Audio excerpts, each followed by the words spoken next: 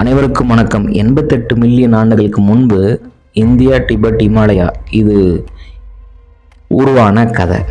இந்த continental plate ரெண்டும் மோதும் போது உருவானது தான் மலைப்பிரதேசங்கள். இன்னைக்கு நமக்கு மவுண்ட் எவரெஸ்ட் அப்படின்னு சொல்லக்கூடிய 30,000 அடியில் நிற்கிது இல்லையா, அது காரணம் இந்த கான்டினென்டல் பிளேட் மோதுனதுனால தான். அந்த காணொலி தான் இப்போ பார்த்துக்கிட்டு இருக்கீங்க. இதையே இப்போ நீ சொல்கிற அப்படின்னு நீங்கள் கேட்கலாம்.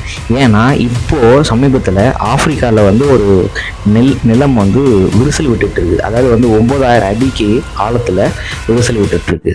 அது என்ன அப்படின்னா, ஆப்பிரிக்கன் பிளேட்டும் தென் அதில் சோமாலியன் பிளேட்டும் விரியுது. அதாவது விரிசல் விட்டுருக்கு.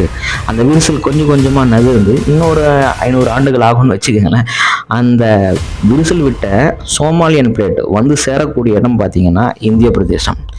இது சேரும் பொழுது அங்கே இப்போ மவுண்ட் எவரெஸ்ட் மாதிரி 30,000 அடியில் இருக்கு இல்லையா, 30,000 அடியில் இருக்கு இல்லையா, அந்த மோதிச்சு அப்படின்னா நமக்கு இந்தியாவில் சவுத் இந்தியா ரீஜனில் குஜராத், மும்பை, கோவா, கர்நாடகா, கேரளா இந்த பார்டரில் மோதும் போது என்ன ஆகும் அப்படின்னா,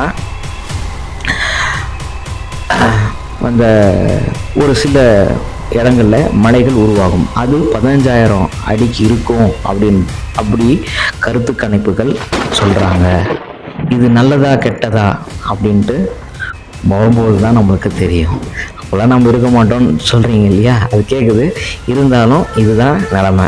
அப்போ ஆகும்போது 30 டிகிரி செல்சியஸில் இருக்கிற நிலப்பரப்புகள் 5 டிகிரிலேருந்து 0 டிகிரி வரத்துக்கு வாய்ப்பு இருக்குது. இந்த காணொலி பிடிச்சிருந்தா லைக் பண்ணுங்கள், ஷேர் பண்ணுங்கள், கமெண்ட் பண்ணுங்கள்.